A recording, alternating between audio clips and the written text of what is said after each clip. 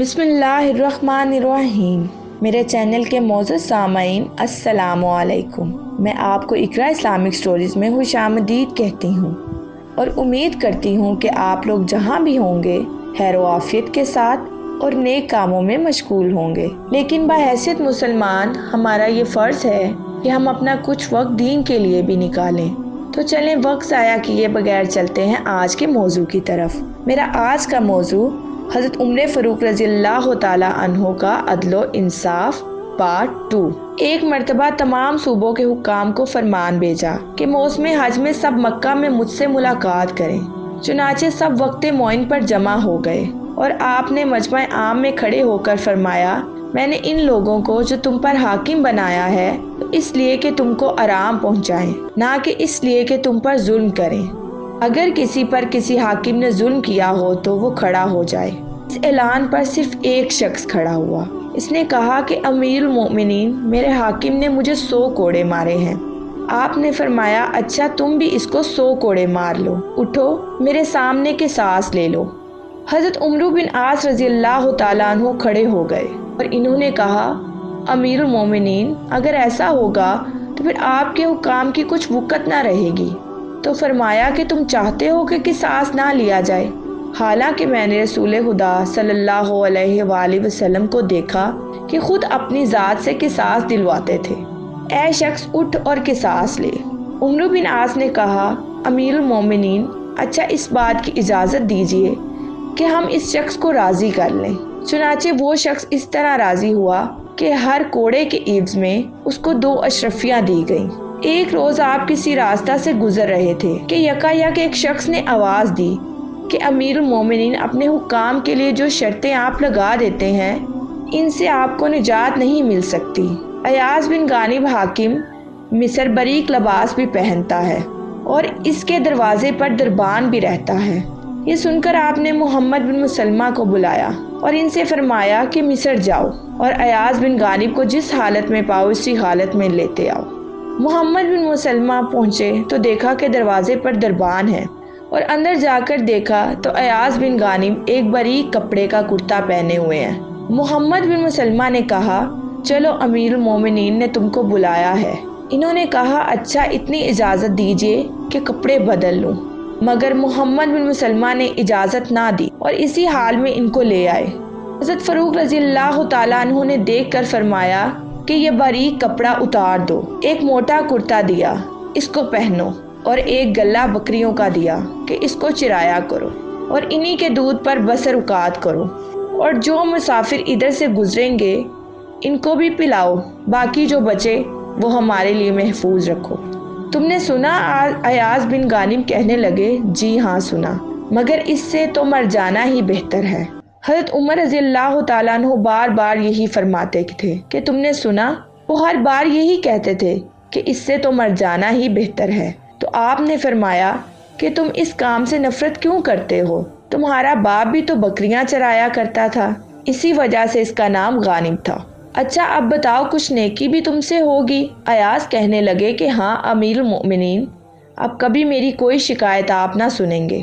آپ نے فرمایا، اچھا جاؤ اپنا کام کرو۔ چنانچہ پھر ان سے بہتر کوئی حاکم نہ تھا۔ حضرت عمر رضی اللہ تعالیٰ عنہ جب سنتے تھے کہ کوئی حاکم بیماروں کی عیادت کو نہیں جاتا یا غریب لوگ اس کے پاس نہیں جا سکتے تو فوراً اس کو معزول کر دیتے تھے۔ جب ملک شام تشریف لے گئے تو حضرت معاویہ رضی اللہ تعالیٰ عنہ کو دیکھا کہ عمدہ لباس پہنے ہوئے شان و شوکت کے ساتھ پیشوائی کو آئے ہیں۔ فرمایا، یہ عرب کا کسرا ہے۔ اے معاویہ، کیا بات ہے؟ میں نے سنا کہ حاجت مند لوگ تمہارے دروازے پر کھڑے رہتے ہیں، تمہارے پاس تک نہیں پہنچ سکتے۔ حضرت معاویہ کانپ گئے اور کہنے لگے، امیر المؤمنین، یہاں دشمن کے جاسوس بہت رہتے ہیں، لہٰذا ان کو ہیبت و شوکت دکھانے کے لیے میں نے ایسا کیا ہے، لیکن آپ منع فرما دیں تو اب نہ کروں گا۔ حضرت عمرو بن عاص کی بابت، جو آخر میں حاکم مصر تھے، یہ خبر ملی کہ ان کے پاس بہت مال ہو گیا ہے، اونٹ، بکریاں اور غلام وغیرہ بہت ہیں۔ تو آپ نے ان کو لکھا کہ یہ چیزیں تمہارے پاس کہاں سے آئیں؟ تم سے بہتر لوگ میرے پاس موجود ہیں، محض تمہاری جفا کشی کی وجہ سے تم کو میں نے اس عہدہ پر مقرر کیا ہے، لیکن ایسی باتیں کرو گے تو کیا وجہ ہے کہ تم کو معزول نہ کیا جائے؟ جلد جواب دو۔ انہوں نے جواب دیا کہ امیر المؤمنین، میں نے خیانت نہیں کی۔ مال غنیمت سے جو حصہ مجھے ملتا ہے میں نے اس سے یہ چیزیں خریدی ہیں، اور یہ چیزیں یہاں ارزاں ہیں۔ اس کے جواب میں پھر آپ نے ان کو لکھا کہ میں اس قسم کی باتوں کو نہیں سنتا۔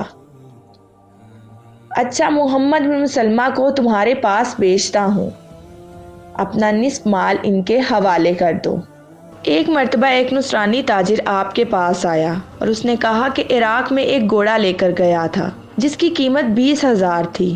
آپ کے عاشر زیاد بن جدیر نے 1,000 روپیہ مجھ سے لیا۔ پھر جب میں درمیانے سال اسی گھوڑے کو لے کر واپس لوٹا تو وہ مجھ سے 1,000 اور مانگتا ہے۔ آپ نے یہ سب سن کر فرمایا، یعنی بس اسی قدر کہہ دینا ہی کافی ہے۔ وہ نصرانی یہ سمجھا کہ میری فریاد نہیں سنی گئی اور دل میں یہ ارادہ کر کے چلا کہ 1,000 اور دے دوں گا۔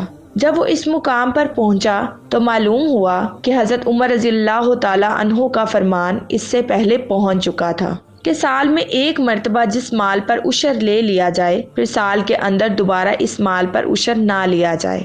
زیاد بن جدیر نے اس نصرانی کو یہ فرمان سنا دیا اور کہا کہ میں اب تم سے کچھ نہیں لے سکتا۔